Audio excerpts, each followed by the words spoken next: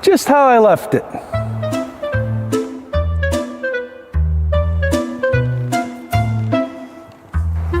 When something bears your name, there's a certain pride you feel about ensuring it has the best chance to succeed. You know, very similar to how I feel about my former players, my pets, and even my own kids. So I take a few extra measures to make sure that all 2,100 planks that make up Balogh Court receive the best care possible.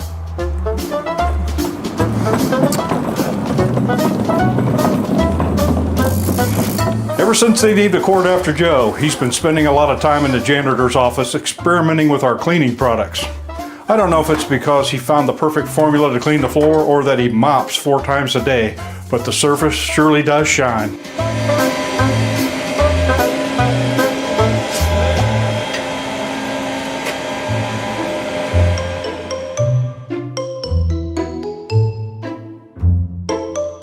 Joe runs a pretty tight ship when it comes to gym access. We run into some scheduling conflicts and run up quite a bit of staff overtime. So tomorrow, I see you've got the court closed for cleaning from 10 to noon? Yeah. So what, we'll just take the PE outside again in the snow? Well, it's not that bad. It's just only like 10 degrees. You guys should be okay. Well, what about this waxing treatment from noon to 2? I mean, that's gonna be a problem for 5th and 6th period. Well, it really needs one because it hasn't had a waxing for like 3 days. Well, okay, no problem. Whoa, fellas. Can't have dirty shoes or clogs on this floor. Let's get some footies on before you walk on it. Holy smokes.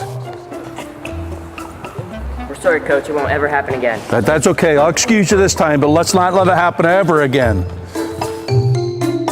One more thing. Can you tell me more about this house sitter request on Sunday night? Well, you know, I've got to protect my court fundraiser that night. So won't be able to read the floor its usual bedtime story that I do. But I was thinking about if I could get a kindergarten teacher from across the street, that would be perfect for this role. Ever since Joe rented that crane and put a Joe Show sign in front of the OH report sign, I've just had one thing on my mind: to get revenge.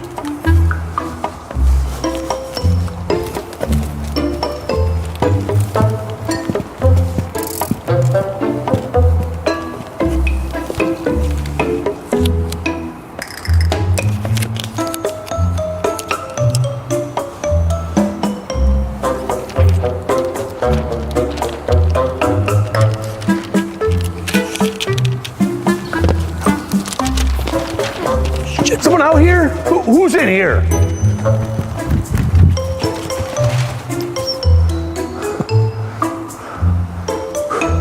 It's close.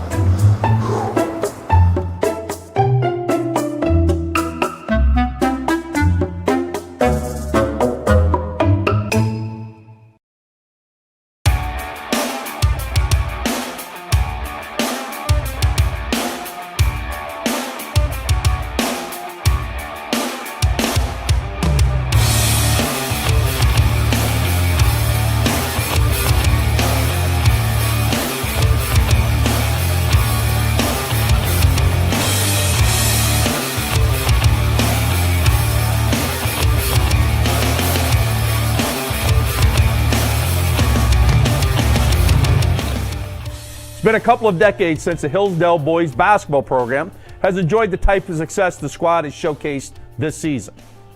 With a record of 16-6, the Falcons have earned a number 3 seed in the Division 7 playoffs with a legitimate shot at making a run to the regionals.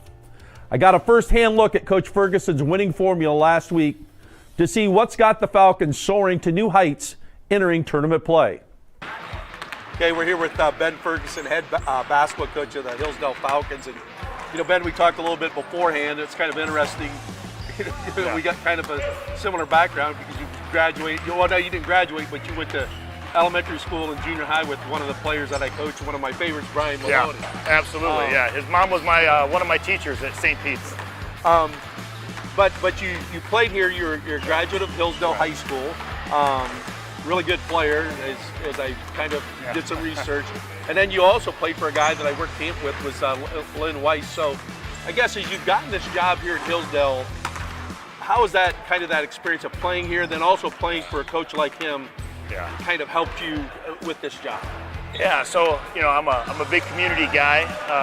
I grew up here. I came back to school here in 6th grade and came on up through, graduated in 95 and played for Lynn West. And he's one of my favorite people. He was a tough coach, very, very tough, very demanding, all about defense first. And that's where I learned to love the game. He was a gym rat, open gym junkie, and I played a lot of ball with him. Not just here at school, but I traveled around the Northeast with him and played open gym all over the place, even after I graduated. So, always lived here, built a house here, raised my family here, and really excited to be back here. And it's my 2nd year, real excited about it. What kind of playing off of that? You played here, you're living here. Yeah. What kind of makes Hillsdale, this community, a special place for you to want to come back and be the coach, and also to raise your family here? Yeah, so, the Hillsdale, when I say Hillsdale, it's not a school to me, it's a community. Right. And it's Dronesville, Hayesville, Mifflin, and the surrounding area. And really, the people here, I really believe there's second to none. Even when the sports programs weren't so good, basketball's been through a rough stretch for, quite some time. They still had a ton of people at the games, and everybody kept positive, and, it's really about the community and the fan support. And I just wanted to be a part of it. I remember it when I played here, and we were a little better than 500. We had a decent team, but I remember the community support back then. And I still remember specific people, specific things they said to me 30 years ago. And it was really, it really weighed on me, and I was excited to get back here and coach within the community. Maybe talk a little bit about that journey of how you got this head coaching job. Yeah, so it's a little unique. It's not a traditional head coaching experience. I didn't work at the school or anything, but I had been coaching youth programs with my youngest son, Lowen, since 2nd grade, 3rd grade, and on up through. And when he went on to 7th grade, they actually asked me if I would coach in 7th grade here, and I said, sure. Came in, wonderful experience, loved it. It was a little tougher because before then, I primarily coached in the evenings when my time fit, and in the weekends with AAU and different community ball. But being a little more part of the school was tougher on my schedule. But I was able to work that out with the businesses that I have, and it really, it was a wonderful experience coaching here at Hillsdale in the 7th grade. Then the job came open, and I applied. There were several other people, and I remember talking to them and said, listen, if you can find somebody better, please hire them, because I really wanted the best for the boys and my son coming through. I wanted him to have the best experience. Business person, got several as I've read, been very successful in the business world. How have you used that experience to kind of translate coaching a high school basketball team? Yeah, well, this is going to sound funny, but it's probably more so about the times I wasn't successful. Because, I got to be honest with you, a lot of times people say, you were very successful in the business world, and that, I've had some success, but what people don't realize is all the failures I've had. Because I've had some failures. Luckily, knock on wood, I haven't had a business fail, but I've had some deals fail. Some were my fault, some were just the way things go in the business world. And I've learned a lot from that, and really the biggest thing I take away from the business world is just managing people. Managing and motivating people, and it's absolutely the same thing with the boys at the school, just different ages. And with teenage boys comes a different set of challenges, but it's a similar situation, just managing and motivating people. I think you bring up a good point, because I've always told our team, when we start a season, we're not going to have a season without any adversity. Right. And I think the same thing as you just applied. Business world, a lot of times is how do you respond to that? You can, exactly. There's one, you either kind of quit or you move on. Yeah, there's a lot of people that probably leave the business world, whether it's a career in business or they actually started a business, but they leave because they've gotten scared, because they got kicked around a little bit. And I've seen a lot of instances where if they'd have stayed just a little longer, they probably would have pulled through. And again, it's no different than playing a game. There's a whole host of times you get beat up in the first quarter, maybe they're pressing, and if the boys get down, and I've seen it, it can destroy the whole game within the first 4 minutes. So it's really no different. And then that's just part of one game. the season, it's a long season. You play 22 games over the course of a couple of months. And, we had a great instance this year here at home. We lost to Chippewa, who was at the time about a 500 ball club. And we really took it hard. And I told the boys it was more so how we lost. We got beat up and down the court. That's not how we play ball. We shot bad, which I can understand. Sometimes you're just going to shoot bad. But their effort wasn't there that night. And we learned a lot from that. They're probably tired of me bringing up the Chippewa game. And luckily, we just had a day of revenge. We just played Chippewa on Friday. We handled them, not easily, but we handled them. I think as every coach, kind of gets into a program, one of the things, the word I had when I was a younger coach was, kind of what's your philosophy. The word now is kind of, even in the business world, I think is like, what culture do you have? That's kind of that's a key buzzword now. The key word. Yeah. So as you came into this program, being a part of it as a player, and then kind of, working with the youth, what's kind of the culture philosophy that you're trying to establish here as you become the head coach? Very easy. Team and defense first. We don't have a lot of phenomenal basketball players walking the halls here. Hillsdale's built an incredible football program, and it turns out they had a great baseball program with the state last year. So we have athletes, we have dedicated athletes, we have kids that want to work hard, play hard, and that really attracted me to the community. And I tell the kids all the time, listen, we don't have to be the best basketball players. You can win a lot of high school games simply by playing the game right, playing the game hard, team first, pass the ball. And I know you've seen us play. We pass the ball a lot, and we control turnovers. So really, we talk all the time about what is our calling card, what is our statement, I'll say. I was going to say mission statement, but it's all about, defense and team first. I mean, your team last year was one of the better teams probably in recent time here in Hillsdale. Yeah. You win 18-7. You're currently 14-5. You may have mentioned a little bit already about this team, but what do you really like about this basketball team? I like that they're all friends. They all get along. It makes practice pleasant. We had the same situation last year. Luckily, I haven't had really any issues with the boys. They know, when we get here, we're here to work. We don't mess around at practice, and there's time to mess around, but it's not when we're here to work. And they've been wonderful. And really, it goes back to the culture thing. From day one, I set the standard that, in order to win games, we got to be successful in everything we do, and it starts in practice and carries on to the first quarter and then the second quarter, et cetera. We got to finish out games, and overall, I've been really pleased. But the tournament draw was on Sunday. Yeah. You guys, I believe, were the number 3 seed in the Division 7 Northeast District. That's right. You're new. You're kind of new to the head coaching thing, and you're also, this is new this year, is that there's 7 divisions. Right. What's your initial feeling about 7 divisions here in Ohio high school basketball? Listen, I think it worked out for us this year. I don't love it because I like to, I'm a kind of a creature of habit. So 4 divisions I was more comfortable with. But, we're playing in 4 divisions. There's a wide gap in school size. And, so that part of it, I think it makes sense to have 7 divisions. But, we play in the Wayne County League, and we got some big schools over there. And it's got to be one of the better small school divisions in the state of Ohio. So we're used to playing tough talent. I don't know how to better answer it other than, this year I think it's going to help us.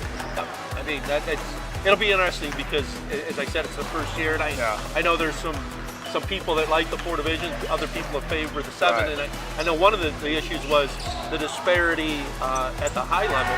But there, as you mentioned, there was also quite a bit of disparity at the bottom level too. So it'll be interesting to see how that works out. Been a head coach now in your 2nd year. Yeah. What's your favorite part of coaching?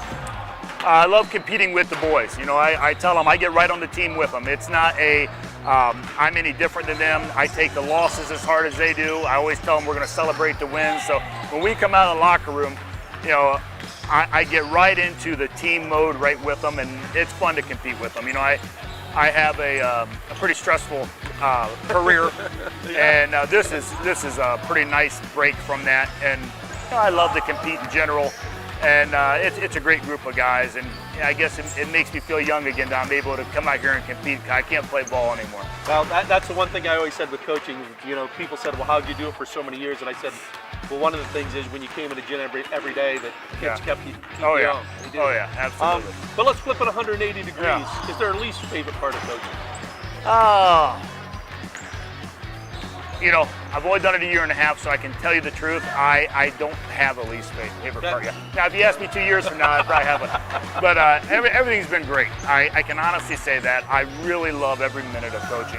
So, you know, of course I don't like the losses, but that's part of it. That's part of it. So, at this point in time, it's losing the least favorite part. I'm going to rewind this and remind myself. At this point in time, I say I don't have a least favorite part. I love what I do.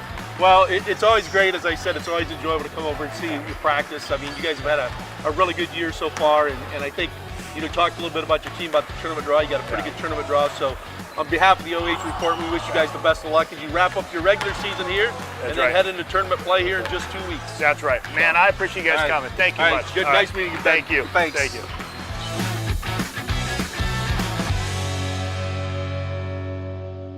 Hillsdale opens their state tournament journey on Saturday when they host number 23 Lordstown in the sectional final, seeking a second consecutive trip to the districts. You can watch that game live and free right here on the OH Report with tip-off slated for 7 p.m.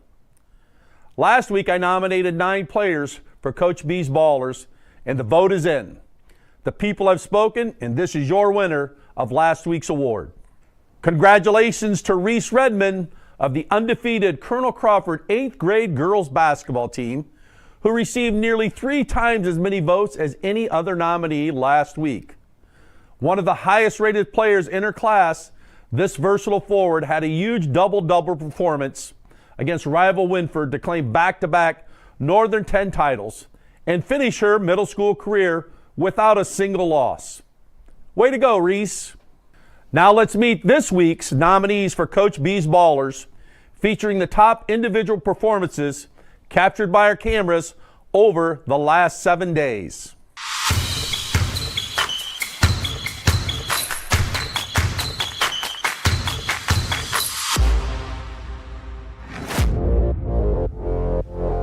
Our first nominee is Drew Bodisher of the Central Christian Comets. This junior guard was locked in from long range as he buried 6 threes en route to his team-high 20 points in the Comets' 79-61 win over Lucas on Valentine's Day. The Comets completed their season with a 15-5 record and a first-place finish in the Mid-Buckeye Conference. Central Christian will open tournament play when they host Lake Ridge Academy on Saturday. Our second nominee is Georgia McFarland of the Crestview Cougars. Georgia set a new career high as she scored 22 points in her final game of her high school career. Georgia also added 3 assists, but the Cougars were not able to pull off a tournament win against Willard. Our third nominee is Quinn Maybach of the Smithville Smithies. This senior was dominant in the paint as he scored 16 points, showcasing his display of toughness and a soft touch inside as Smithville dominated Hillsdale with a 70-52 win last Friday night. The Smithies ended their regular season with a record of 19-3 and 12-2 record in the Wayne County League, finishing in second place behind league champion Norwayne. Our fourth nominee is Ashton Wine of the Clear Fork Colts.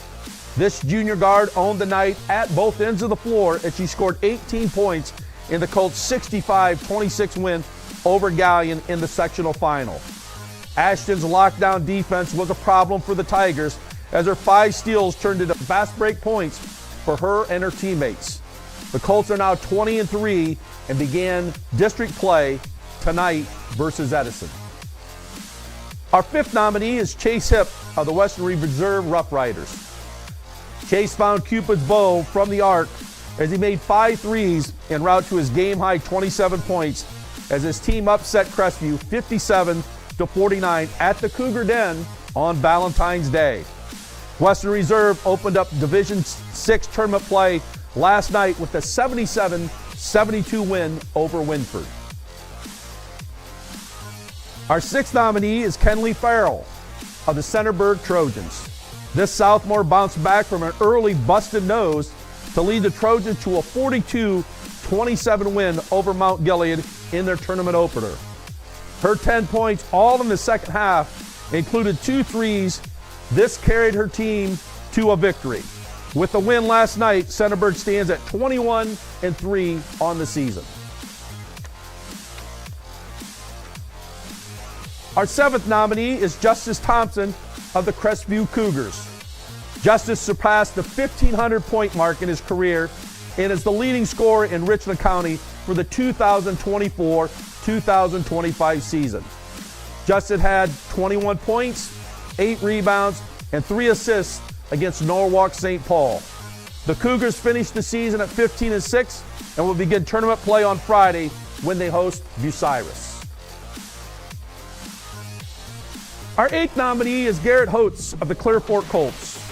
Garrett jockeyed his Colts into the sectional finals with a 40-38 win over Ontario last night. He scored 15 points and grabbed 8 rebounds, but it was his defense that proved to be the key as he took a game-winning charge to deny the Warriors late in this game. Clear Fork will now travel to Upper Sandusky on Thursday night for a chance to capture a sectional title. And our 9th nominee is Marquise Johnson of the St. Peter Spartans. Marquise scored 18 points and grabbed 6 rebounds in their tourney opener win over Lucas. The 45-42 win marks the Spartans' 6th straight win on the season and also was a milestone win as it is St. Peter's 1,000th win in the school's long basketball history. The Spartans will travel to number 1 seeded Norwalk St. Paul on Friday night for a chance at a sectional title.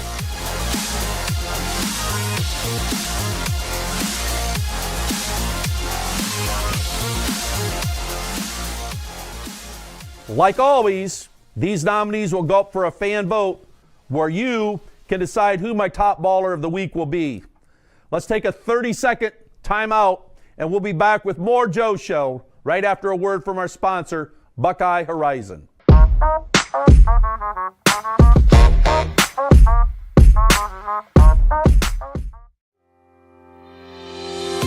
Season 3 of The Joe Show is brought to you exclusively by Buckeye Horizon, your local Trane comfort specialist. Schedule an appointment online at BuckeyeHorizon.com or call their Mansfield location at 419-529-2738.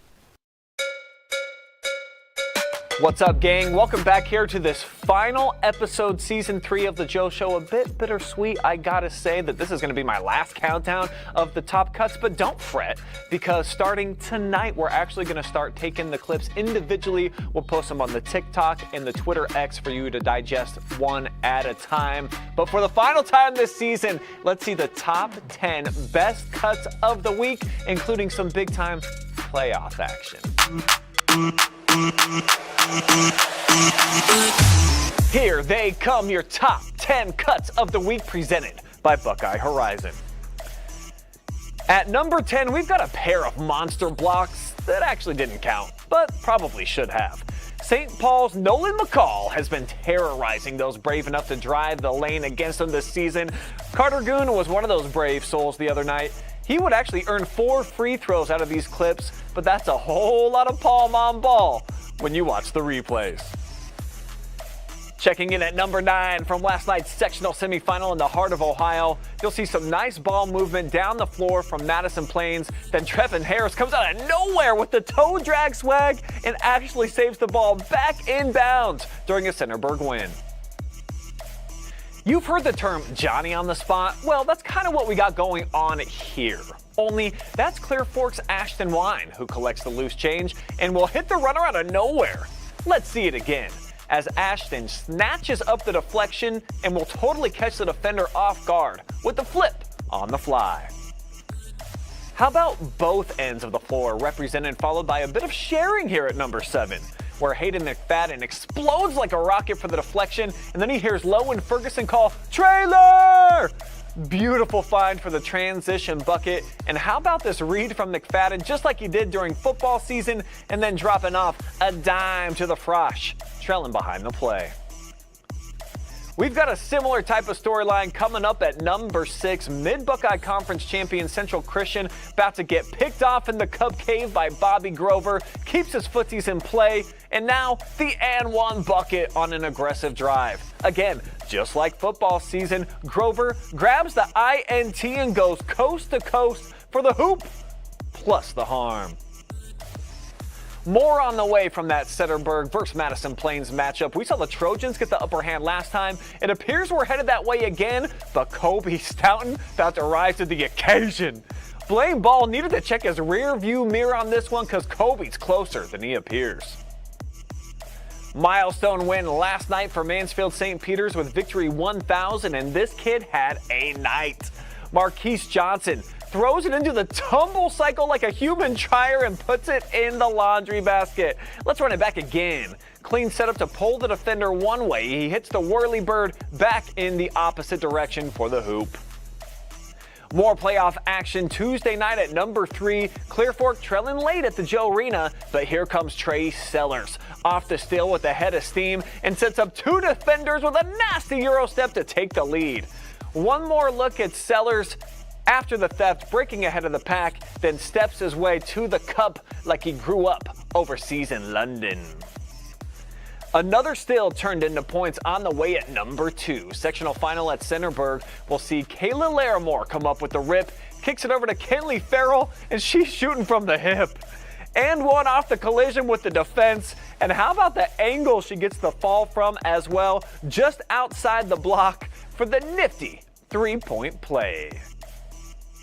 But at number 1 this week, maybe the game of the year so far on our airwaves, final minute of regulation with the N10 title hanging in the balance, and Colonel Crawford picks off Mohawk out the trap and gets the game-tying bucket to force overtime. Amazing reaction from Braden Holt to get the steal and finds John DeGray coming up to help the Eagles earn the outright league championship on the road.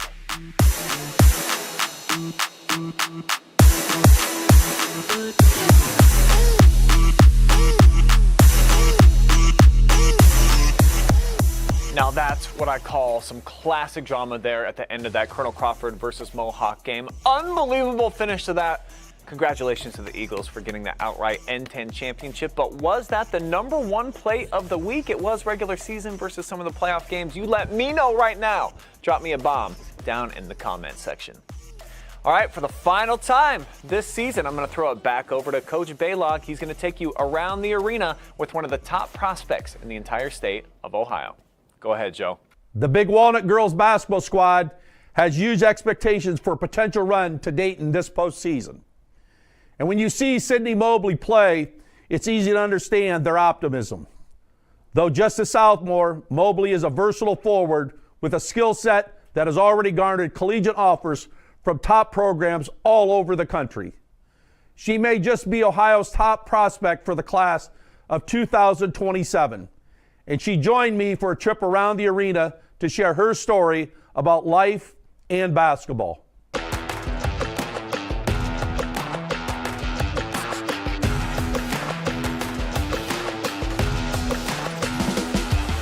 We're here with Sydney Mobley of the Big Walnut Eagles, and we're going to go around the arena. So, Sydney, I got to see you guys play the other night against Westerville South, which I guess didn't get to see you play a lot. Yeah. Kind of a frustrating night, but it kind of did a little bit of research and read that, you know, that at the age of 8 years old, one day you picked up the basketball and you kind of fell in love with the game. Yeah. So maybe just talk about a little bit about from that day to where you're at now, a little bit of that journey of what basketball has meant to you. Okay, yeah, like from that day I picked up a basketball. Me and my dad, it's been a lot of just like me and my dad training. First it started with just drills in the backyard and in the front yard, just dribbling and ball handling and layups, and then it just progressed a little bit more. And then he started coaching me in AAU, and basketball has just, it's been a part of my life since I was 8, and I've always just loved it. Well, and with the progress that you've made, it's probably going to be a part of your life for a while. Yeah, it will be. So talk a little bit about, because you're one of the top players not only in Ohio, but also across the nation. Talk a little bit about that as far as coaches, I guess probably they're constantly contacting you, a little bit about how that's worked with you. Well, my AAU director, Scott Johnson, has been really helpful with helping me managing, like talking to coaches and making sure that I'm not doing too many calls in one day. Right. And I just try and stay very balanced about making sure I get to talk to everybody and just making sure I'm narrowing down like for that time when it's time to make a decision. Well, we mentioned, the other night was kind of a frustrating game. And I would imagine most nights that you play, you're the focus of every team's defense. Mm-hmm. What's it like to kind of have that, I guess, that focus on you every night, and how do you handle that? My parents just tell me that to control the controllables, and I can't Yep. really focus on what they're gonna do, but all I can control is what I'm gonna do. Yep, and that is great advice. Most players I've talked to as we've done these segments, they always have somebody that's influenced their career so far. Who would be that person or persons that maybe have been a major influence for you so far? My family, my mom and dad, and my sister, and my AAU director, Scott.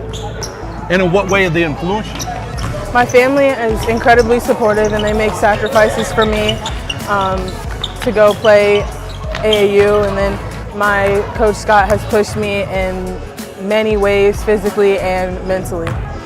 Is there any college or professional player that you kind of maybe like try to model yourself after?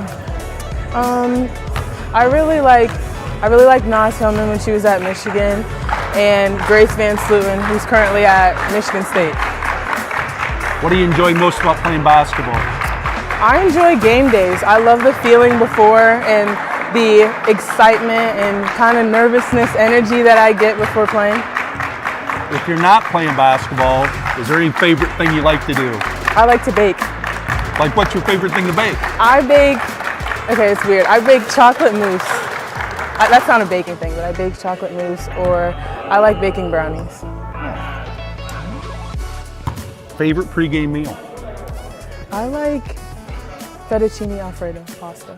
Do you have that like before every meal, every game? Do you have a certain meal you have, or it doesn't make a difference? It doesn't make a difference. I just like that. Well, here at Ohio, as you know, we have snow days, or had a few last week. If you have a snow day or a few snow days in a row, are there any kind of TV shows that you might binge on? I watch The Vampire Diaries a lot. That's my go-to. High school careers, you're only in your sophomore year, but is there a best memory you've had so far? My favorite memory was summer ball coming. That was my first time playing with Big Walnut. That's my favorite. If I would ask, which we're going to talk to Coach Largent here in a little bit, but if I would say, describe Sydney in a few words, what do you think she would say? I think she would say funny, energetic, and And I would say, as I watched you play the other night, poised, because that foul you got to start the third quarter was not a very good call. So, hey, thank you for going around the arena with us, and we wish you the best of luck, Sydney. Thank you very much. Me. All right, thanks. Sydney's top-seeded Golden Eagles are currently riding an 8-game winning streak with an overall record of 20-3. A victory over Canal Winchester this weekend would punch Big Walnut's ticket to the regionals with a potential Elite 8 matchup against league rival Westerville South, who defeated them twice during the regular season. We'll be right back with our first ever Joe Show Awards. Don't touch that dial.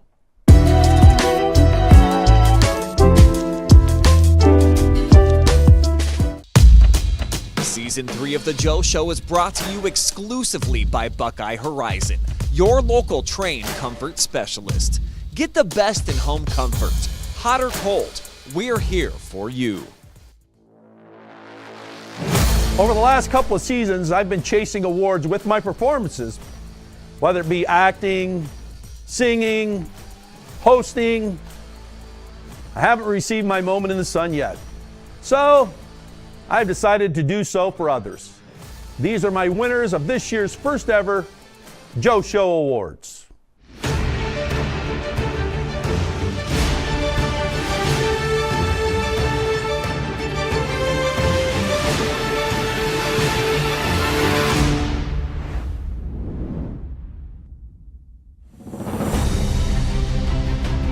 Player Spotlight Award.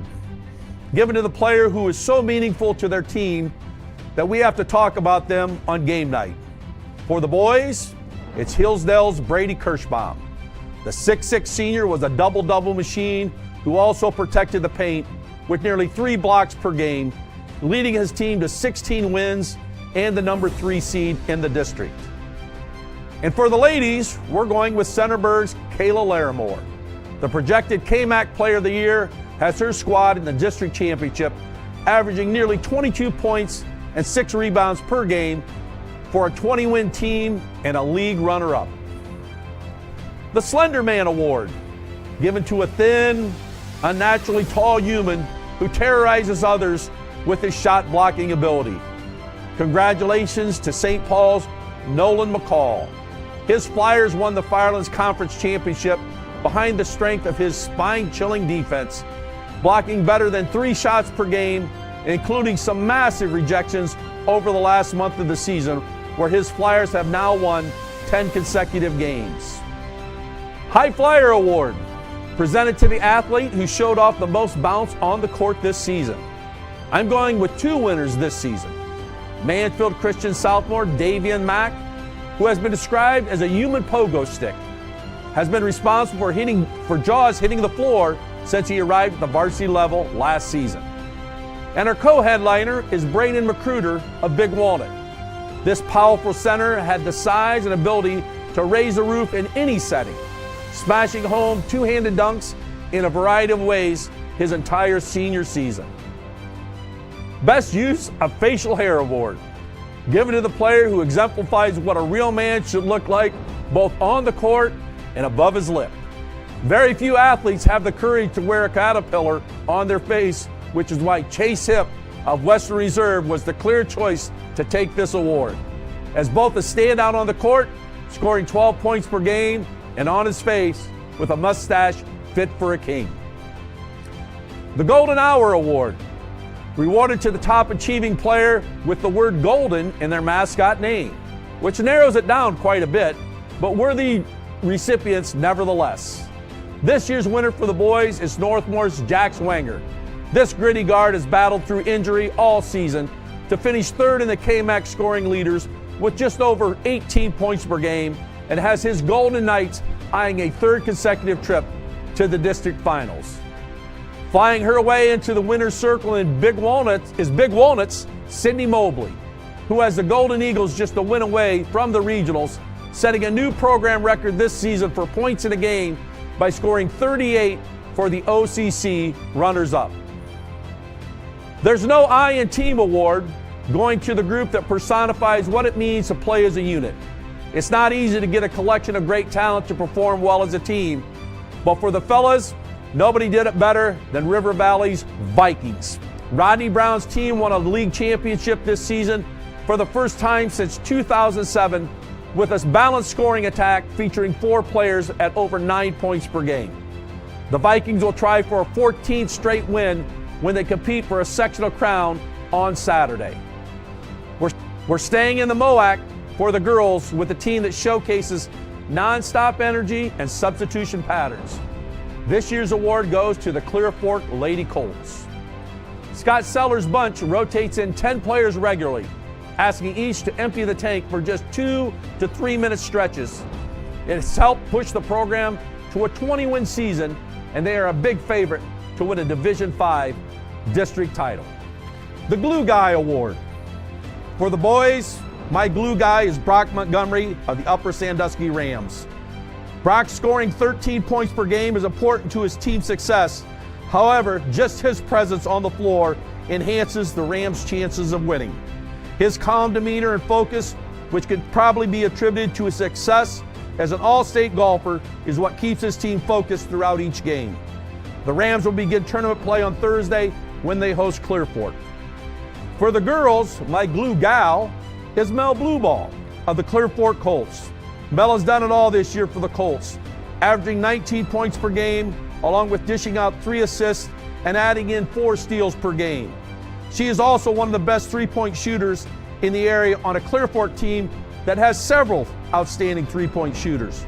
The Colts are 20-3 on the season and began district tournament play tonight. Outstanding Team Awards. On the boys' side, there are two teams that stood out in our coverage this season. First is somewhat of an old school team in the Colonel Crawford Eagles under head coach David Sheldon. David has established a tradition of winning at Colonel Crawford with an old school post game of the DeGray brothers, Payne and John. These two post players both shoot over 70% from the floor, and their size and strength inside pose a lot of problems for their opponents, both offensively and defensively.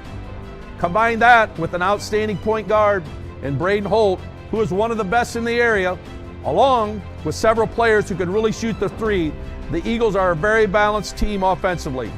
Not going unnoticed is their ability to defend, as they only give up 38 points per game. This team has won 21 straight, and we hope that string continues over the next few weeks. My second team for the boys that needs to be recognized is the River Valley Vikings under coach Rodney Brown. The Vikings might be considered a more modern style team as they play with a great flow offensively. They have 4 players who average double figures: Chase Smith, Carter Myers, Sawyer Weston, and Chase Ebert. The team averages 65 points per game and shoot 52% from 2-point range, 37% beyond the arc, and almost 70% from the free throw line. As a team, they average almost 18 assists per game. However, don't be deceived, as they are just as good defensively, as they only give up 46 points per game and average 9 steals. The Vikings are hot as they enter the tournament, as they have won 13 in a row. On the girls' side, the Shelby Whippets have been the model of consistency. Coach Natalie Lance's team won its 6th consecutive MOAC championship, as they went 14-0 this season in conference play, and recently won their 21st game of the season with a sectional championship win over Lexington. The Whippets are led by District 6 Player of the Year Eve Schwemley, but also have a balanced attack of veteran seniors behind her. The Whippets will have a district final battle that they hope will go against Bellevue on Saturday. Also, I would like to give recognition to the Clear Fork Colts and Coach Scott Sellers. Coach Sellers looks to be building a program of consistency, also as the Colts recently captured a sectional championship and earned their 20th victory of the season. The Colts are an exciting team to watch, as they like to play a fast pace at the offensive end and will use the three-point shot as a major weapon. Defensively, they love to pressure and trap their opponents and use a lot of fresh bodies to keep that pressure going for 32 minutes. Old School Player Award. On the boys' side, Payne DeGray of the Colonel Crawford Eagles. Payne is a 6'5", strong, old school, low post player who averages 16 points per game, shooting 76% from the field and just under 70% from the free throw line, which is a great improvement from a year ago. He also grabs just under 9 rebounds per game and is also efficient in helping his teammates score, as he averages 2 assists per game. His low post presence, along with his younger brother John, form one of the most formidable post duos in the area. On the girls' side, Grace Walton of the Upper Sandusky Rams. Grace was the Northern 10 Player of the Year again this season, as she averaged 14 points and 3 steals this season. However, the most impressive aspect of her game is her poise. She faced multiple defenses such as box and 1, triangle and 2, being face guarded throughout the game. However, being an old guy like I am, I said she reminded me of John Havlicek, an all-time Celtic great, who had a constant motor and never stopped moving. In all the games I've seen Grace play, she never once allowed an opponent to distract her away from playing the game. And our all-around player awards. On the boys' side, how can you deny Justice Thompson of the Crestview Cougars? Justice has had an outstanding season, as he's the leading scorer this year in Richland County and has been a key to the success of the Crestview Cougars over the past several years. He recently became the school's all-time leading scorer and also eclipsed the 1,500-point mark of scoring in his career. The Cougars begin tournament play on Friday when they host Bucyrus. On the girls' side, Eve Schwemley of the Shelby Whippets. Eve has not only had a great senior year, but she's also had a great career. This year, she averaged 21.5 points per game, 3 steals, and 6 assists per game. Her average which is an improvement of almost 7 points per game from just a year ago. She also averaged 4 assists and 4 steals for the Whippets, who again won the MOAC with a perfect 14-0 record. Shelby is currently 21-2 as they enter district play. And now for our last, probably most important award of the first annual Joe Show Awards, the most overrated coach to win a Grammy. Pretty self-explanatory. This award goes to a talentless, towel-soaking coach who sounds like a member of the Chipmunks when he calls in a play from the sideline. It's, of course, my good friend, David Sheldon. How is this mini-me edged out Beyonce for a Grammy could be the greatest upset in the history of mankind? Congratulations. Sort of. That's going to wrap up our 3rd season of The Joe Show, and what a season it's been. I nearly gave up everything to chase my dream of becoming an actor, but my burning desire went down in flames with the Palisades. Got a chance to speak at a presidential inauguration, gave you a peek behind the curtain at how I keep the OH Report crew in shape. You got to witness how Balogh Court remains the 8th wonder of the world, and even saw a Sheldon bring home a Grammy. Oh yeah, we covered a lot of great basketball stories too. So one last congratulations to all the winners of Coach B's Ballers, the nominees for Top Cuts, and a big thank you to my in-studio guests. Last but not least, how about a round of applause for you, the fans who just keep wanting more from your favorite Hall of Famer's favorite Hall of Famer, me.